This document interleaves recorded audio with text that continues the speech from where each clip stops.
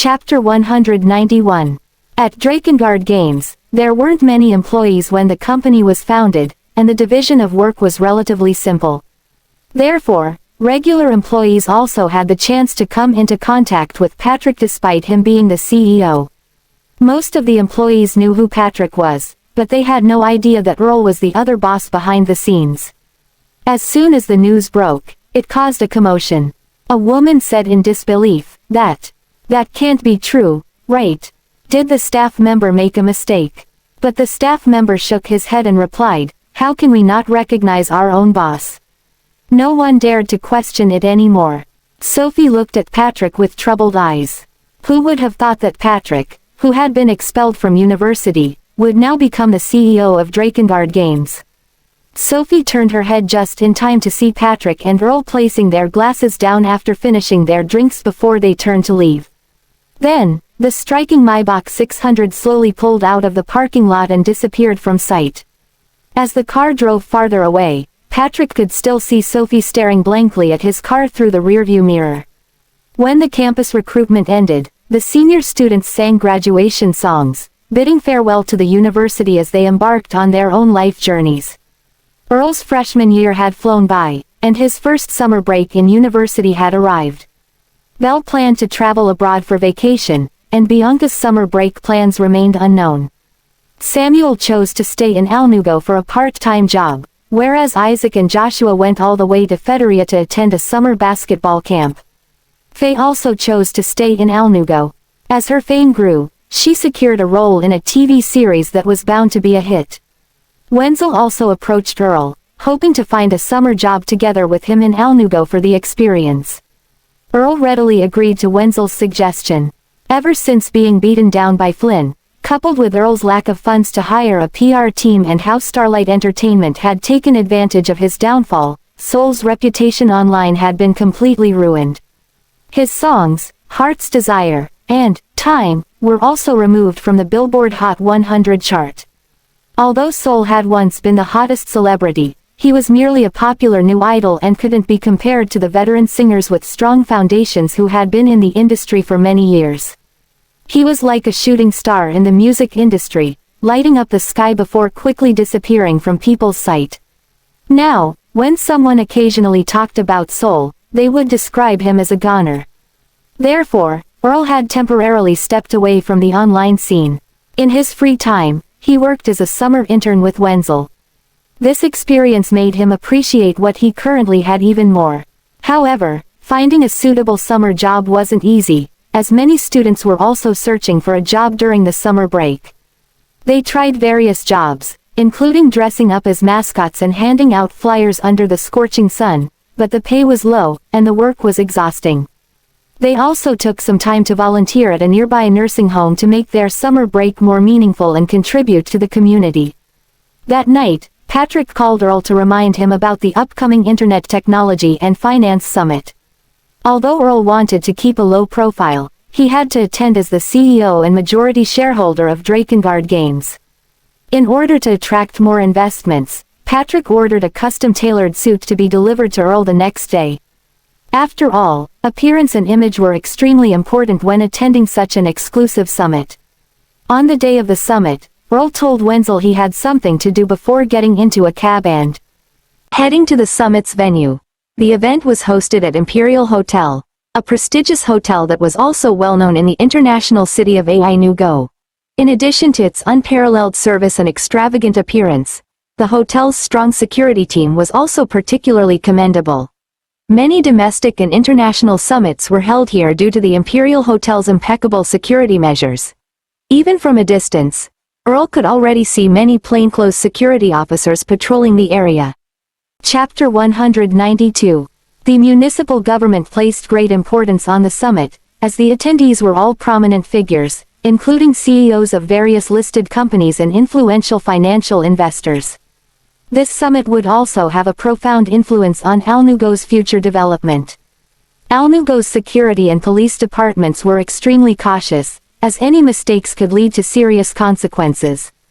Earl was stopped by a plainclothes officer a few blocks away from the venue, and two security guards came forward and asked him to show his ID. When they saw Earl's young appearance and his ID card that stated he was Drakengard Games' CEO, a hint of surprise flashed in their eyes. One of the officers happened to be an avid player of Panzer Saga, a popular game developed by Drakengard Games. He excitedly pulled out a notepad and asked Earl for an autograph. Earl gladly agreed to sign it. After that, he arrived at the entrance of the Imperial Hotel. A grand red carpet had already been laid out to welcome the numerous CEOs and chairpersons coming from afar. On both sides of the entrance stood many beautiful hostesses. They had all been carefully chosen and were dressed in clothes that revealed their long and slender legs, radiating charm and beauty. Among the hostesses, Earl unexpectedly spotted two familiar faces, Anna and Queenie. He didn't expect to see them here as event hostesses. Earl didn't know that Anna and Queenie had put in a lot of effort to fit into the elite circles. They were hoping to meet more elites through this summit and perhaps even have a romantic encounter with a CEO. This hosting opportunity was the perfect chance for them to make their dreams come true, and they were not disappointed. Here, they had already met many of the influential figures that they had only ever seen on television, making them extremely excited. The two of them even planned to find an opportunity to take photos with the honored guests after the welcome ceremony. Of course, it would be even better if they could have deeper interactions and develop something further with them. Earl had no choice but to walk past Anna and Queenie to enter the venue. In fact, he didn't particularly enjoy meeting them, but it was unavoidable at the moment. Earl adjusted his collar and strode into the hotel when they weren't paying attention. Anna and Queenie smiled sweetly as they welcomed each guest enthusiastically. When they spotted Earl walking into the hotel in his tailored suit, there was a flicker of surprise in their eyes. In addition to being surprised at his formal attire, they were even more surprised to see him at such a prestigious event. However, they were aware that there were other events also taking place at the Imperial Hotel today, apart from the important IT summit. Apparently, a well-known film crew was holding a launch party for their new TV series, and there were other organizations also stationed in the building.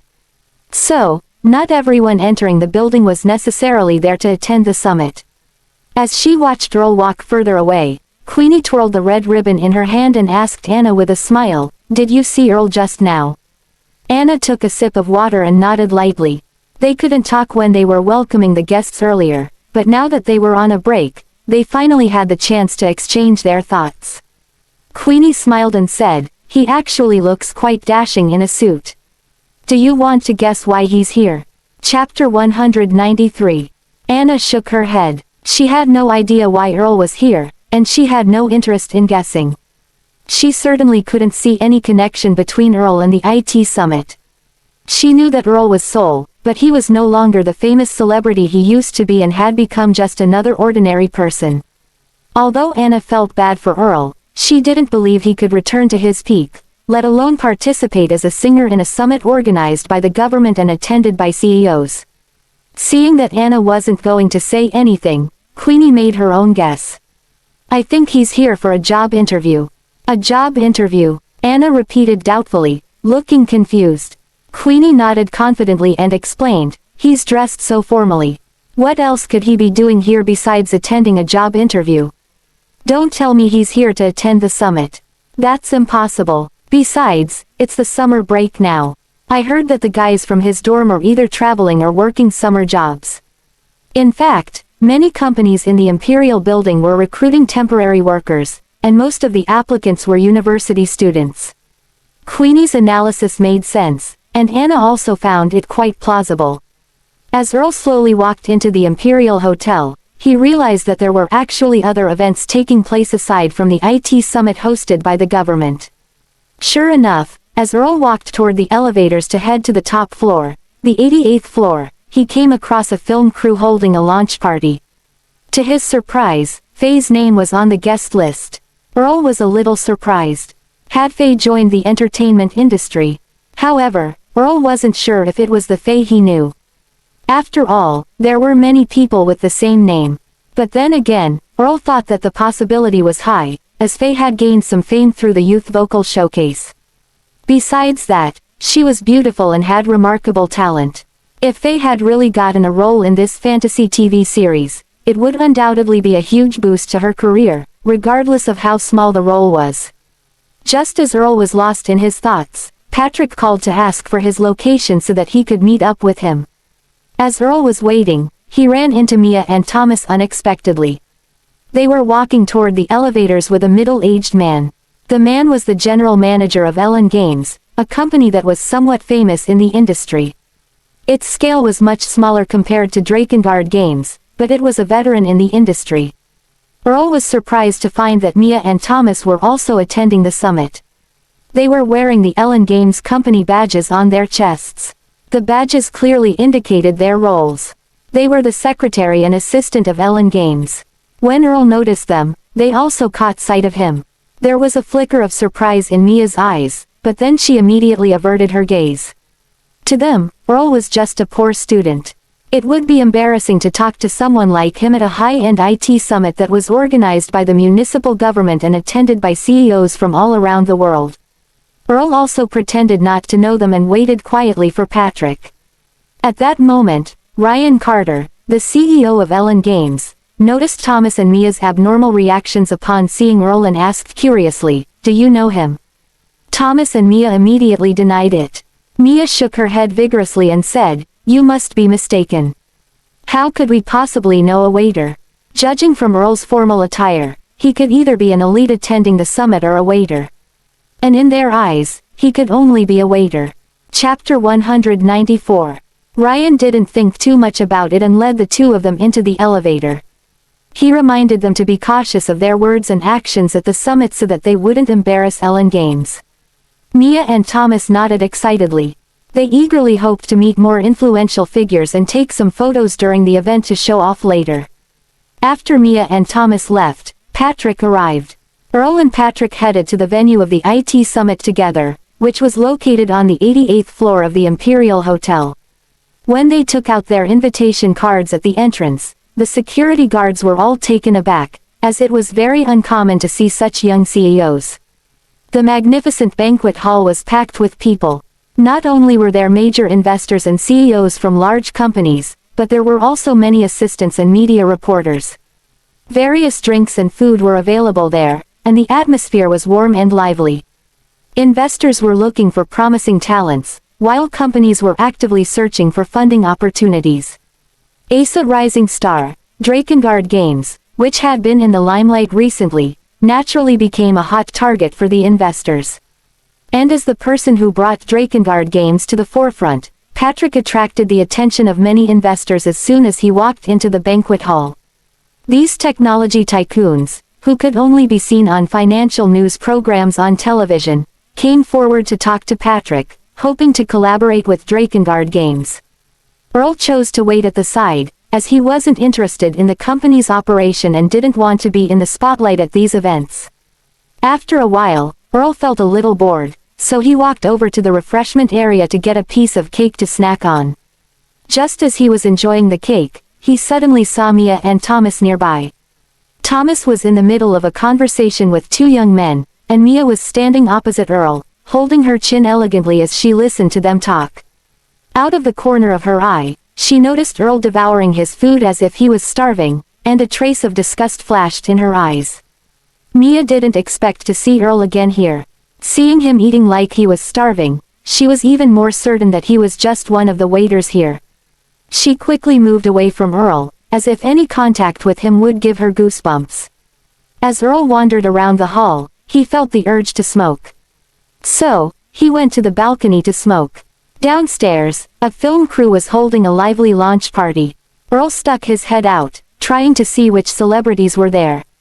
"Earl," a sweet, flirtatious voice drew his attention. Earl turned toward the sound and saw a young woman standing in a corner downstairs. She had light makeup on, and there was a sweet smile on her face. She looked charming and captivating. Who else could it be but Faye? What a small world. He didn't expect to run into Faye again here. "Faye, why are you here?" Earl was a little surprised. Faye's appearance confirmed his earlier suspicions. She had really moved from the music industry to the film industry. Faye seemed very happy to see Earl. She smiled brightly and replied, "I've recently gotten a role in a fantasy TV series, and our crew is holding the launch party here today." Earl congratulated her sincerely. "Really? Congratulations. You're one step closer to becoming a big star." Chapter 195. At Earl's words, a rare hint of shyness appeared on Faye's face. She said softly, "Thank you. What brings you here?" Earl replied casually, "I came here with a friend to do something." "I see." Although Faye was extremely smart, she would never have associated Earl with the IT summit that was happening upstairs. After all, only top-tier leaders were invited to it. It was also a distant dream for someone like her, who wasn't particularly famous yet. Still, Faye asked with concern, "Earl, have you settled the matters regarding Soul?" Ever since the controversy around Soul blew up, Faye had thought of asking Donald to help Earl, but in the end, Donald was powerless. After all, Earl had not only offended a powerful figure behind the scenes but also the entire music industry. It was simply because Earl was so talented that he had threatened the other musicians' interests. That was it. Earl knew that Faye was referring to the controversy and hateful comments toward his identity as Soul. He smiled bitterly and said, "It's fine." Although Earl didn't fully rely on his identity as Soul to make a living, that was still something he had built with immense effort. Now that he was in trouble because of it, he couldn't help but feel a little frustrated, but only a little. Seeing this, Faye decided not to ask further. She knew the details, and she also knew that Earl had offended an incredibly influential person. However, when she thought about how Earl's talent would be buried, with no possibility of him ever making a comeback, she felt bad. Sensing that the atmosphere was getting heavy, Earl chuckled and changed the subject. "All right, my friend's probably waiting for me, so I should get going. Let's talk next time." After that, he turned and left. Faye looked at him, and her lips parted as if she wanted to say something, but in the end, she just let out a sigh. Earl returned to the hall and saw that it was bustling and packed with people. Finally, the summit hosted by the municipal government had officially begun. In the venue, the business leaders listened to the municipal government official's speech while looking for potential business partners. In the center of the stage, aside from the mayor of Alnugo, there was also a middle-aged couple standing there. They were Sandalwood Group's CEO, Quintus Lucero, and his wife, Emily Dawson. When Earl spotted them, a flicker of darkness and even hatred flashed in his eyes, but he quickly regained his composure. Not too far away, Patrick was also searching for suitable business partners. Although he was surrounded by many tycoons who were eager to pour their money on him, Patrick still wanted to find a rich but suitable investor for Drakengard Games. Today, Drakengard Games wasn't small in scale, but if they wanted to make their ambitious plans a reality, they needed to find a wealthy and influential investor without having to pay a price that would cripple the company. In the hall, beautiful waitresses moved gracefully through the crowd of political and business tycoons, serving drinks while looking for potential prey. Many of these women were university students. At this event, the guests invited by the municipal government were all successful entrepreneurs and tycoons. Therefore, they were naturally irresistible targets to the waitresses. If they could marry a rich man in his 50s or 60s, it would be worth it. After all, he would pass away in a few years, so he'd spend lavishly. And if they met a young bachelor, their life would reach its peak. However, this seemed like a far-fetched dream, as there were almost no young bachelors who could make it to this elite summit, unless they were born into an extremely rich family. But this was extremely rare. Even if there were such people, there'd be hundreds and thousands of admirers around them, making it difficult for ordinary people to get close to them. Very soon, several of the women's attention were attracted by Earl. With a height of over 6 feet and with his striking presence even among the tycoons, it was difficult to ignore him. Chapter 196. This was especially so with Earl's deep and mesmerizing gaze, which made a few of the women's hearts skip a beat. Anna and Queenie, along with a few other waitresses, naturally noticed Earl as well. "Sir, would you like me to pour you a drink?" Just as Earl was thinking about how to integrate himself into this circle, a gentle voice sounded near his ears. He turned and saw a beautiful woman in uniform holding a bottle of red wine. She was looking at him carefully. Earl realized that his glass was indeed empty, so he smiled and replied, "Yes, thank you." Then, he handed his glass to the woman. Perhaps even Earl himself didn't know how charming his smile and gentle gaze was at that moment. The woman's heart skipped a bit. Her cheeks flushed, and her hand that was holding the wine bottle trembled slightly. "Be careful," Earl gently reminded her as he helped her to steady the bottle and pour the wine into his glass. Then, the woman, who was blushing furiously, fled the scene like a startled deer. "Madison, why did you come back so suddenly?" A few waitresses asked curiously as they surrounded Madison Brooke. They had all been watching expectantly to see how Madison would seduce the good-looking businessman, but they didn't expect her to run back in a panic. Madison was too embarrassed to say that she had been flustered and charmed by Earl and that she had run back because she was afraid to make a fool of herself. It was only when she was up close to Earl that she felt the unforgettable and unexplainable charm in his smile. She even began to wonder if she had fallen in love at first sight because of that smile. Not too far away, Anna and Queenie also saw Earl. However, they couldn't approach him due to the working rules. They were very surprised to see Earl in the banquet hall. Although they had seen him at the entrance of the building earlier, they had thought that he was just going for a job interview somewhere else in the building. Earl's sudden appearance at the summit completely proved their previous assumptions wrong. "Maybe he's just here to look for someone," Anna guessed. They didn't think that Earl was a waiter. After all, they knew almost all the waiters working there that day. Queenie tucked a strand of hair behind her ear and said to Madison, "You have to be careful. Not every handsome guy is a rich man. Do you know who he is?" Madison and the others shook their heads as they didn't know the answer. Queenie smiled arrogantly. "If I were to say that he's actually a broke nobody who has sneaked in here for free food and drinks, would you believe me?" Madison and the other women showed expressions of disbelief. After all, with Earl's outfit, appearance, and temperament, he didn't seem like the kind of person that Queenie was describing. Queenie chuckled. "Even if you don't believe me, Anna knows it better than anyone else. In fact, he's even pursued her before. But luckily, she turned him down." Madison and the others turned to look at Anna.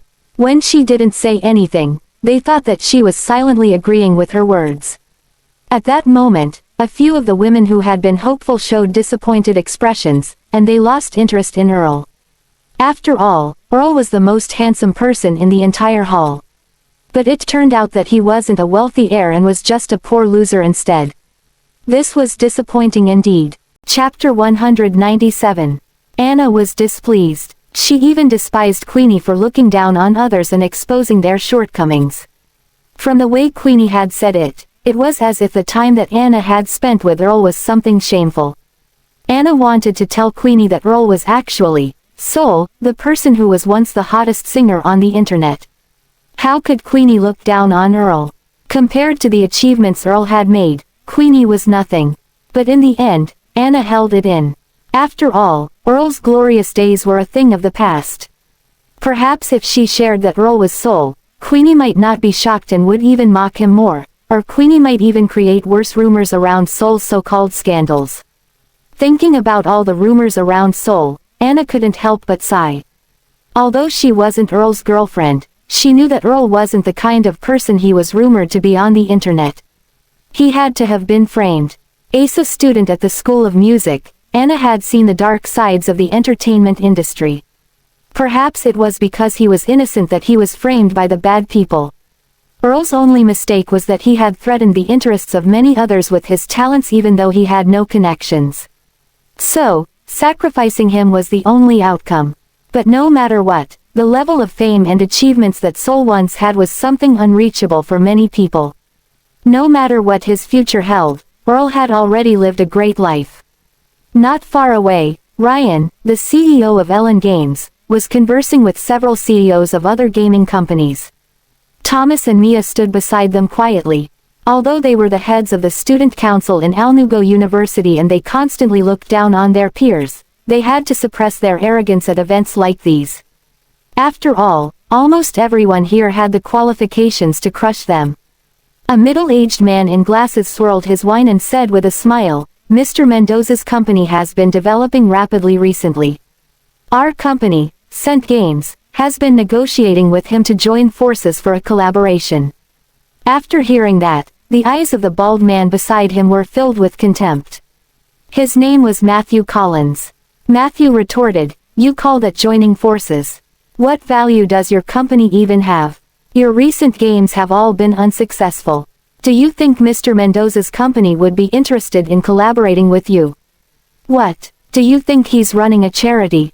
The man in glasses replied somewhat angrily, "We did have some losses last year, but we have a strong team. Our employees are highly skilled and professional. What Mr. Mendoza values is our team's capabilities." Thomas and Mia were just accompanying Ryan for the experience.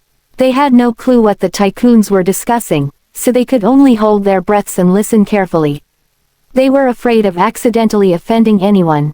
Ryan swirled the wine in his glass and said with a wry smile, "I heard that Mr. Mendoza is developing a new game and that he's short on talent and funds. Why don't you introduce me to him?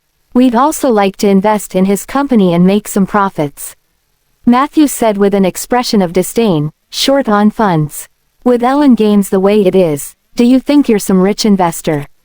Why don't you look at how many people are lining up just to invest in Mr. Mendoza? You should just cut yourself some slack." Hearing this, Ryan's expression stiffened, but he still kept smiling as he asked deferentially, "Mr. Collins, could you please introduce me to Mr. Mendoza? As long as he accepts our investment, we're willing to take a smaller share of the profits." Matthew nodded indifferently and said, "We'll see. Mr. Mendoza hasn't decided on whether to accept my investment offer yet." Chapter 198. After saying that, Matthew grabbed the wine glass and left with the man in glasses. It could be seen that Drakengard Games was in high demand in the investors' circle as everyone wanted to invest in the company. It was just that not everyone was able to invest in them. At that moment, Thomas asked curiously, "Who's Mr. Mendoza? Is he really that powerful?" Ryan glanced at Thomas and said in a low voice, "You wouldn't know about this, but Patrick Mendoza is actually an alumnus of Alnugo University. He just graduated this year. He founded Drakengard Games, which has released several big hits. He has not only made an appearance on the Alnugo Finance channel, but he's also the new favorite among the capital's tycoons. Apparently, they're currently developing a large-scale game and need funding, so..." Ryan didn't finish his sentence, but Thomas and Mia already understood. Although they didn't know Patrick, the up-and-coming company, Drakengard Games, had already gained a great reputation in the gaming industry. There was a widely known saying that any game released by Drakengard Games would surely be of high quality. Considering Drakengard Games' current popularity and influence, gamers were full of expectations for the games released by them, and they were also willing to pay for the games. Therefore, investing in Drakengard Games was basically a guaranteed win, and everyone wanted to invest in them to get a share of the profits. No wonder Ryan was so eager to get involved. But aside from wanting to get a share of the profits, Ryan was also desperate to establish a connection with Drakengard Games because of Ellen Games' current predicament. He hoped that Ellen Games would be able to regain some momentum through a collaboration with Drakengard Games.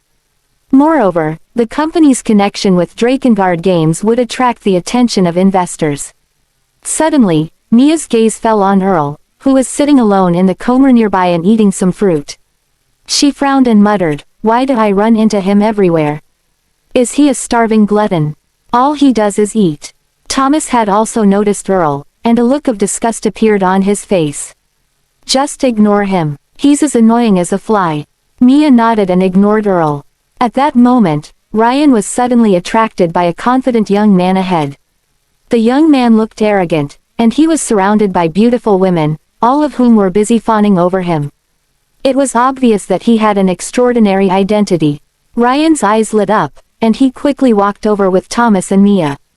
He greeted the young man enthusiastically, "Hello, Mr. Mitchell. It's such an honor to meet you here." The young man was Jonathan Mitchell. He was the son of James Mitchell, the district governor of Alnugo. With his father's status, he could behave however he wanted. Moreover, Jonathan himself was also a wealthy investor. Naturally, people would go over and beyond to please him. As Ryan approached him, Jonathan nodded slightly in greeting. He didn't even glance at Ryan, and there was a look of disdain on his face.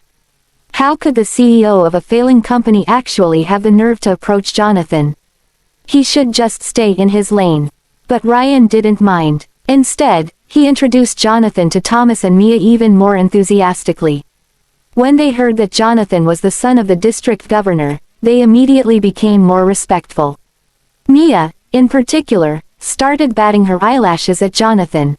After all, if she could attract a wealthy man like him, she would be set for life. Chapter 199. Earl had some drinks and was heading to the restroom when he unexpectedly bumped into Anna. When their eyes met, Earl frowned slightly. He wanted to pretend he didn't see her, but Anna smiled and greeted him first. "Hi, Earl." Since she had taken the initiative to greet him, Earl had no reason to be cold toward her. So, he nodded and said, "Hey." A trace of sadness flickered across Anna's face. She didn't expect Earl to respond so coldly. This made her feel very distant from him. She even thought that if she hadn't taken the initiative to greet him, Earl might have pretended not to see her. Ever since she took Raina's advice and distanced herself from Earl, the distance between them had grown farther and farther. The distance between them now was so vast that every time she thought about it, she felt suffocated. The atmosphere became awkward. Earl didn't want to continue the conversation with Anna. He planned to just leave, as he felt uncomfortable staying with her for even a second longer. However, Anna didn't want to end the conversation there. When she saw that Earl was about to leave, she quickly said, "Earl, I didn't expect to run into you here." Anna was a little surprised. After all, the event today was an elite IT summit organized by the municipal government of Alnugo. The attendees were either renowned entrepreneurs or wealthy investors, as well as high-level advisors and their assistants. In short, everyone there had an outstanding status. Even people like Anna and Queenie, who were doing quite well in a prestigious university, could only stand at the entrance to welcome the guests at such an event. And even that was envied by many of their peers. After all, they could get close to countless influential figures this way. The reporters, hotel staff, and security personnel were also essential. Although Anna had considered that Earl might have sneaked in, that seemed unlikely due to the tight security at the venue. However, Earl's attire and demeanor didn't seem to resemble those of a security guard. So, what was he doing here? Earl smiled casually and said, "I'm here to meet a friend." Anna nodded slightly, guessing that Earl might have used his connections with an influential figure to experience this grand event. After all, everyone wanted to broaden their horizons. She didn't associate Earl with the influential figures, but she also didn't look down on him. After all, he had once been famous in the music industry as Soul. Even though he had since had a downfall and even been slandered and defamed, his unparalleled talent couldn't be erased. She recalled the time when Earl had performed spectacularly at Irene Music Academy in a mask and how his songs had taken the internet by storm. He was also adored by countless fans. In fact, as a student in the School of Music, Anna had also been one of Soul's fans. If she weren't, she wouldn't have almost had a falling out with Alex over a concert ticket back then. This was Anna's first time talking to Earl after finding out his true identity. Looking at the guy who had once been so close to her, she noticed that there was no hint of despair on his face even after losing everything. Instead, he exuded a confident and charming demeanor. Anna felt slightly relieved, and she said softly, "Earl, your music is amazing. I really like your songs." Earl immediately knew what Anna meant, so he nodded and smiled. "Thank you, but that's all in the past." But Anna shook her head and said, "I know you, and I believe that you didn't do those terrible things you've been accused of. I also believe that you can get through this and come back stronger." Chapter 200. As if he sensed Anna's sincerity, Earl nodded and then said, "But I hit Alex last time. Don't you blame me for that." Anna looked at Earl, and she suddenly blushed. She lowered her head and said, "No. He was asking for it." Earl nodded. "Thanks for understanding, but I have something to attend to, so I'll be going now. Please excuse me." Seeing that Earl was about to leave, Anna felt a little reluctant to part with him. She wanted to stop him from leaving so that she could chat with him for a little longer, but she swallowed the words and didn't say anything. Anna watched as Earl walked further away, feeling an inexplicable sense of sadness. She recalled the times she had spent with Earl. She remembered how they would go to the library to study, take a brisk walk through the park, and head to the cafeteria for food. Once, when she was sick, he had run so fast that he had lost his shoes just to bring her to the hospital, and she also remembered the chicken soup that he had prepared for her. Her mind was filled with Earl's voice, face, and smile. His radiant smile and confident gaze just now suddenly reminded her of the phrase, a smile so alluring that it can cause an empire's downfall. This phrase was usually used to describe women, but she thought that it fit Earl perfectly. Seeing his resilience and strength, she suddenly felt as if she had truly gotten to know him. Perhaps he would never be defeated by hardships, and his happiness wouldn't depend on his external success. No matter what difficulties he faced, he would confront them with courage. However, it felt like they were worlds apart despite being physically close to each other now. Their hearts were like two parallel lines. Although they could see each other, they would never be able to meet and feel a spark again. As Earl walked into the corridor, he heard applause and cheers coming from another banquet hall. It seemed that the launch party for Faye's film crew had reached its climax. Suddenly, footsteps echoed through the corridor, and Faye appeared. She was walking up the stairs with Eric Sullivan, a well-known director. Just then, Faye noticed Earl, and there was a flicker of surprise in her eyes. She nodded at him before following the director to the summit's banquet hall. In the hall where the IT summit was being held, the leaders' speeches had just ended, and everyone was free to enter into discussions. The tycoons were engaged in conversations as they looked for new business opportunities, and the atmosphere was lively and pleasant. Eric led Faye and a group of dashing actors and actresses into the hall. Then, he looked around the room, and his gaze eventually fell on Jonathan. Eric's face lit up with joy, and he quickly led Faye and the others to have a chat with Jonathan. Not only was Jonathan one of the investors for their TV series, his father also held immense power. Naturally, Eric had to curry favor with him. If Jonathan was displeased, he might withdraw his investment, or even worse, make Eric's life difficult. Earl followed behind them and walked into the lively banquet hall. The mayor and the Lucero couple had disappeared after delivering their congratulatory speeches. But Earl didn't care, as he would only feel disgusted if the Lucero couple showed up in front of him.